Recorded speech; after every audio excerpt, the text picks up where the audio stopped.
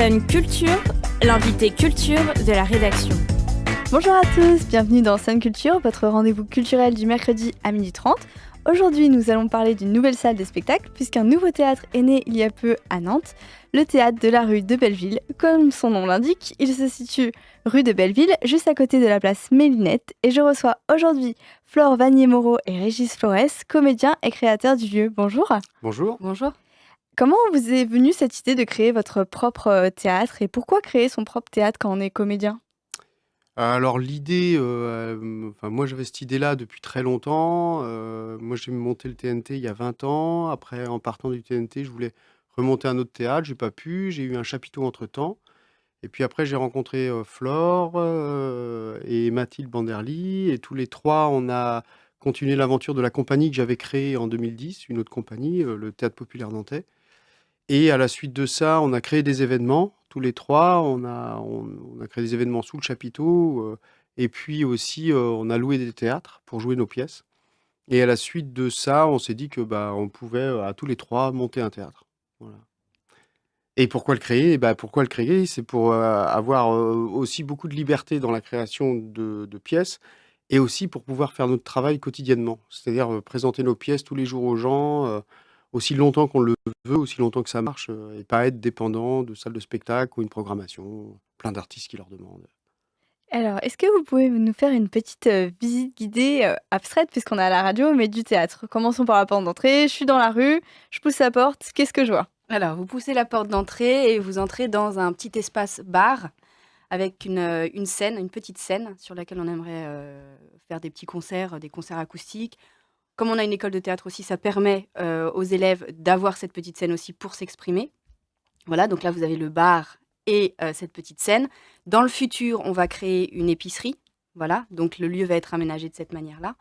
Ensuite, vous avez une mezzanine sur la droite qui monte sur un petit balcon. Donc ce petit balcon est aménagé, c'est un petit lieu un peu cocon.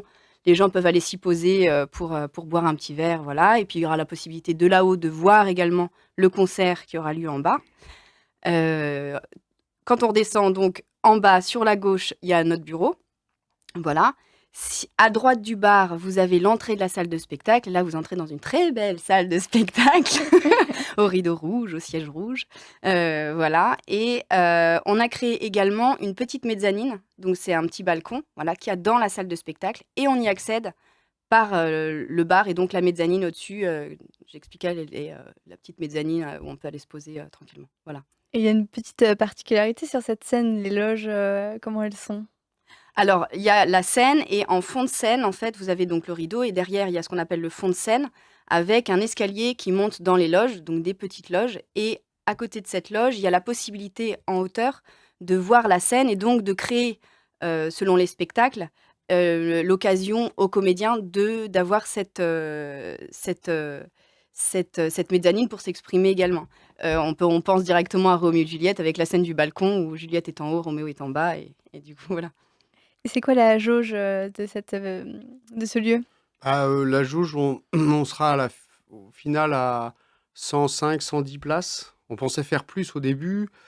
Et puis, on a trouvé des fauteuils qu'on a été chercher à la Ciotat qui sont très, très confortables, mais un peu larges. Donc, on a revu à la baisse un petit peu la jauge. Et puis, on a laissé assez de confort aux gens devant, pour les genoux, pour les grands notamment. Pour que les gens soient à l'aise pour voir le spectacle. Donc au début, on pensait faire 120 places et puis on est descendu à 105, 110 places. Pour l'instant, la jauge elle est de 70-80 parce qu'on n'a pas encore créé le gradin du balcon, du théâtre, mais voilà, on sera à peu près à ça. Bon, c'est un travail qui évolue et qui va prendre place. Et quel type de pièces seront jouées dans ce théâtre? Est-ce qu'il y a un axe particulier? Alors, nous, on est beaucoup sur le travail du comédien, de l'art dramatique, comme on dit, mais il y a des comédies, des tragédies, des choses, des pièces d'auteur. Après, on est ouvert à plein de choses. Nous-mêmes, on fera des créations qui n'ont rien à voir avec Roméo et Juliette ou avec.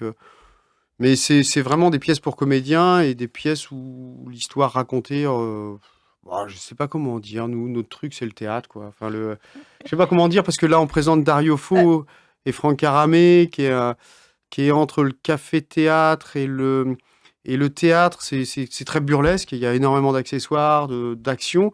Et puis en même temps, Cravate Club ou la Conférence des oiseaux, qui sont des pièces d'auteur. Alors Cravate Club, c'est une comédie, vraiment une comédie.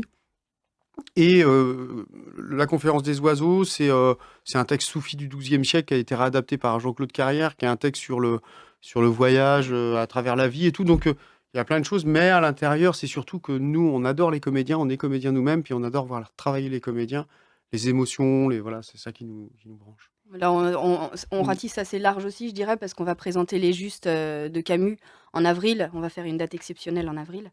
Donc voilà, Ouais, qui est après, une tragédie. Donc, voilà, dans l'espoir de le programmer aussi l'année prochaine. Donc on va voir si on en aura la possibilité. mais on Voilà. essaye, voilà, Mais, nous, c'est vraiment ça, les émotions humaines, tout ouais. ça qu'on raconte à l'intérieur de ça. Ouais. Alors, les spectacles restent 2 ou 3 mois à l'affiche, c'est une assez longue période. Quelle est, cette volonté, derrière cette programmation longue? Bah, il y en a plusieurs. Il y en a plusieurs. Enfin, je dirais, déjà, c'est de pouvoir vivre de son métier, parce que plus on va jouer, plus le public va venir et plus on va élargir notre public. Plus, voilà, ça permet aussi de participer à la vie de la cité. C'est-à-dire que les gens, je sais pas, dans un dîner ou quoi, on peut dire, enfin, ou en se rencontrant au bar, ou je sais pas, en famille, tiens, j'ai été voir cette pièce-là. À Nantes, le problème, c'est que quand on dit j'ai été voir cette pièce-là, où est-ce que tu l'as vue? Mais c'est trop tard. Parce que les pièces restent pas longtemps, donc les gens n'ont pas la possibilité de se dire, bah, tiens, j'irai la voir la semaine prochaine ou la semaine d'après. Nous, on est plutôt dans ce genre de truc. Voilà. D'accord, et donc des spectacles le soir, on l'a compris, mais qui occupe les locaux dans la journée? Vous parlez d'une école, Mm. Ouais, on a monté une école l'année dernière.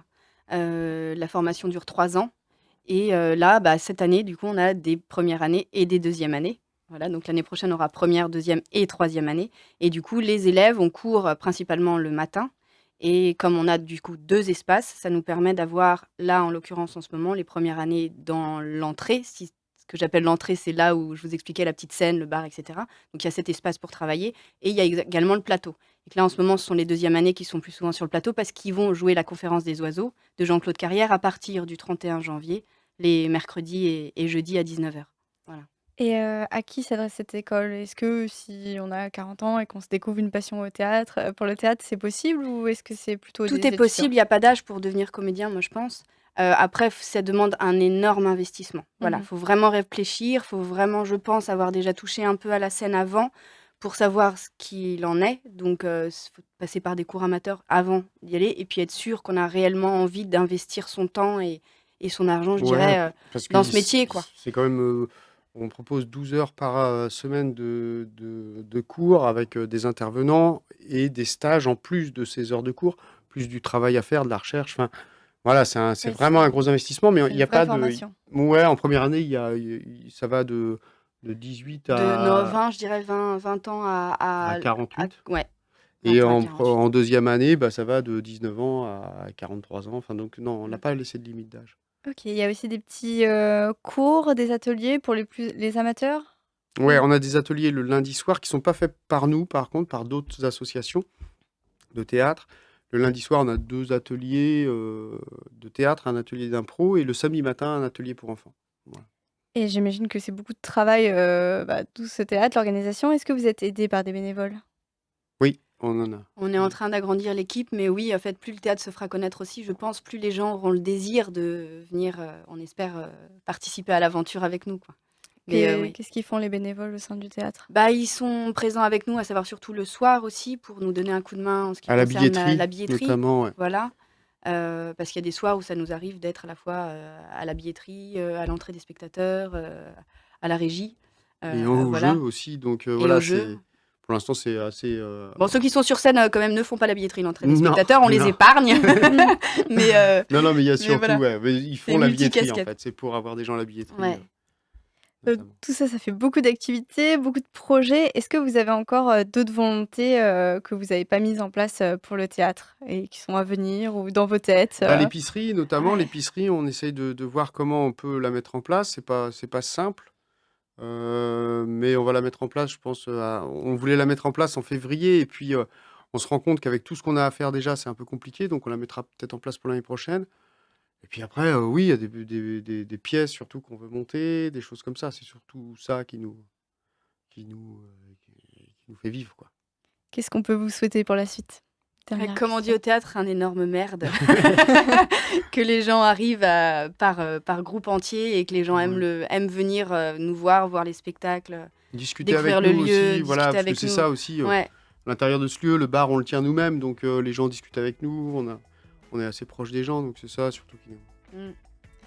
Eh bien, merci Flore et Régis d'être venus ici nous présenter ce nouveau projet. Nous ferons gagner des places pour le spectacle Couple ouvert à deux battants au théâtre rue de Belleville demain et après-demain dans le 17-19. Soyez à l'écoute. On se retrouve à 12h30 la semaine prochaine. Très bonne journée sur scène. Merci. Merci. Au revoir.